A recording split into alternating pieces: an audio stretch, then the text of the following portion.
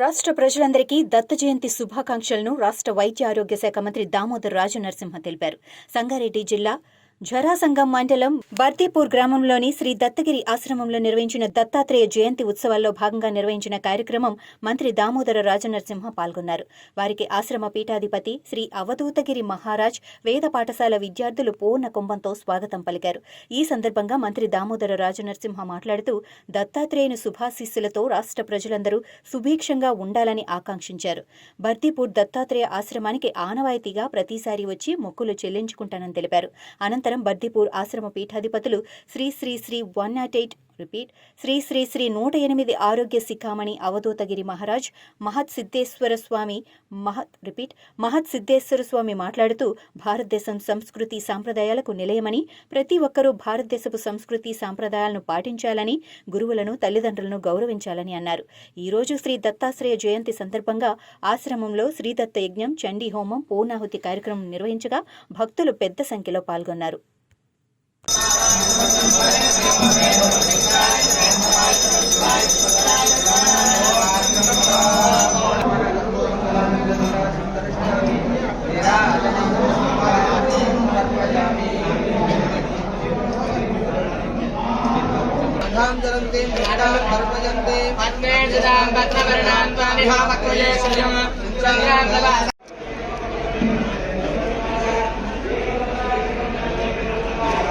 Sir, 1 second, please.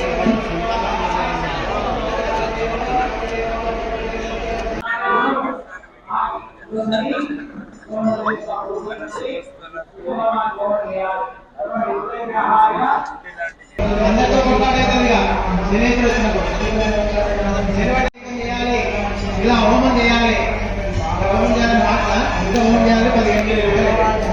మరి ఎలాంటి క్షేత్రంలో భాగం అయిపోయిన తర్వాత తాంబూలం సమర్పించడం జరుగుతుంది.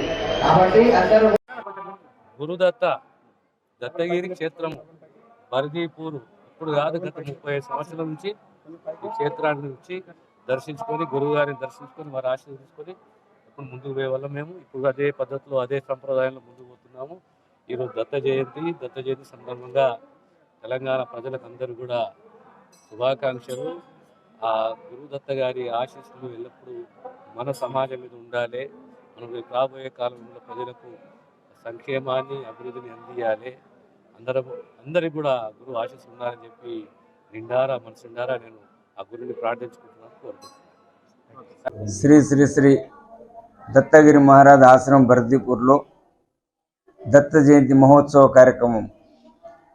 ఈ దత్త జయంతి అనే దాని గురించి ఒక అద్వైత సాంప్రదాయకం, దత్త అవతారం అంటే అద్వైత సాంప్రదాయకం, ద్వైతం అద్వైతం రెండు ఉన్నాయి.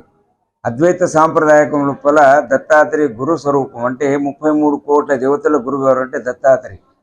అటువంటి అందరికి సమానం చూసేటట్లాంటి సమదృష్టి ఎవరి దగ్గర ఉన్నది అనుకుంటే అది దత్తాత్రేయ దగ్గర ఉన్నది. అటువంటిది ఆ దత్తాత్రేయ జయంతి అంటే జ్యోతి స్వరూపంగా ఈ భారతదేశంలో, ప్రపంచంలో జ్యోతి స్వరూపంలోకి ఆయన జననమైనట్లాంటి సందర్భం లోపల 21,000 మీద 600 దీపారాధన కార్యక్రమము. 21,000 మీద 600 ఏ దాని గురించి చేయాలని అంటే ప్రతి మనిషికి శ్వాస నుంచి జప అజప మంత్రం 26,000 సార్లు జరుగుతుంటుంది. ఆరోగ్యం ఉన్నటువంటి వాళ్ళకు, అనారోగ్యం ఉన్నటువంటి వాళ్ళకు ఈ సంఖ్యతో సంబంధం లేదు. ఆరోగ్యం ఉన్నటువంటి మాత్రము ఈ సంఖ్యతో సంబంధం. అనారోగ్యులు ఉన్నారనుకుంటే ఎక్కువ శ్వాస తీసుకుంటారు, ఒక యోగులు ఉంటే తక్కువ శ్వాస తీసుకుంటారు. ఈ యోగులకు రోగులకు సంబంధం లేదు. ఆరోగ్యం ఉన్నట్టు మనుషులకు అందరికీ 21,000 మీద 600 శ్వాస నుంచి జప అజప మంత్రం జరుగుతుంది. ఒక శ్వాసకు ఒక జ్యోతి వెలిగించేటట్లాంటి కార్యక్రమం జ్యోతిర్లింగం అంటాం మనం. అటువంటి అన్ని జ్యోతులు వెలిగితే ఒక లింగాకారం కనపడాలి. ఈ యొక్క దీని నుంచి ఏమి లాభం భక్తుల కంటే, దీపం కలిగిన ఇంట్లోనూ దాపుగా శ్రీ లక్ష్మీదేవి ధనం ఇచ్చింది. లక్ష్మీ ప్రాప్తి కావాలన్నా, మోక్ష ప్రాప్తి కావాలన్నా దీపారాధన కావాలి. అందులో మోక్షానికి అంటే ఆత్మజ్యోతికి సంబంధం అన్నట్ల ఔషధం అభివృద్ధి కావాలన్నా ఈ యొక్క దీపారాధన కార్యక్రమం కావాలి.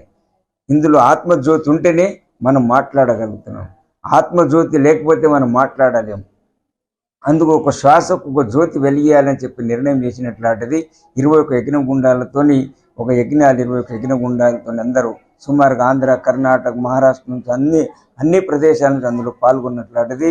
అదే ప్రకారంగా ప్రతి సంవత్సరం ఏదైతే ఈ చండీ హోమం ఉన్నదో, చండీ హోమంది శక్తి పీఠం, మనకి శక్తి మాట్లాడటం శక్తి ఇచ్చిందంటే ఆ చండీ, అటువంటి చండీ యజ్ఞంలో పలవి అందరు భక్తులందరూ సహకరించి దానికి చాలా పెద్ద ఖర్చుతో కూడుకున్నట్లు అయినవి.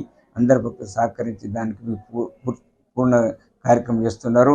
ఈ కార్యక్రమం లోపల మన హెల్త్ డిపార్ట్మెంటు మినిస్టర్ గారివి దీని పూర్ణావతి కార్యక్రమానికి వచ్చి దాని పూర్ణావతి కార్యక్రమం చేసింది. ఈ కార్యక్రమానికి భక్తులందరూ సహకరించి ఇంకా పెద్ద అభివృద్ధి కార్యక్రమం చేయాలని చెప్పేసి ప్రార్థన చేస్తూ అవధూత చింతన శ్రీ గురుదేవ దత్త. శ్రీ గురుభ్యో నమః. శ్రీపదం సుభదాకారం బృదీపుర నివాసినం కల్పవృక్ష సంశాంతం గురుం దత్తగిరిం భజే. శ్రీ శ్రీ శ్రీ దత్తగిరి మహారాజ్ ఆశ్రమం బరిదిపురం నందు ప్రతి సంవత్సరానుసారంగా ఈ సంవత్సరం కూడా దత్తాత్రేయ జయంతి మహోత్సవములు 19వ తారీఖు నుండి 28వ తారీఖు వరకు నిరంతరంగా ఈ యొక్క ఉత్సవాలు జరుగుతున్నాయి. మొన్నటి రోజు నుంచి మన దత్తాత్రేయ యజ్ఞం మరియు చండీ యాగం కార్యక్రమం నిర్వహించడం జరుగుతుంది. అది ఈరోజు పూర్ణాహుతి కార్యక్రమం. ఈరోజు దత్తాత్రేయ జయంతి సందర్భంగా ఈరోజు దత్తాత్రేయ హోమ పూర్ణాహుతి మరి చండీ హోమ పూర్ణాహుతి, తదనంతరము దత్తాత్రేయుల డోలారోహణం కార్యక్రమం ఉంటుంది. ఆ డోలారోహణం అయిన తర్వాత దీపారాధన కార్యక్రమం. మన భారతీయ సనాతన ధర్మంలో దీపానికి అత్యద్భుతమైనటువంటి ఒక స్థానం ఉంది.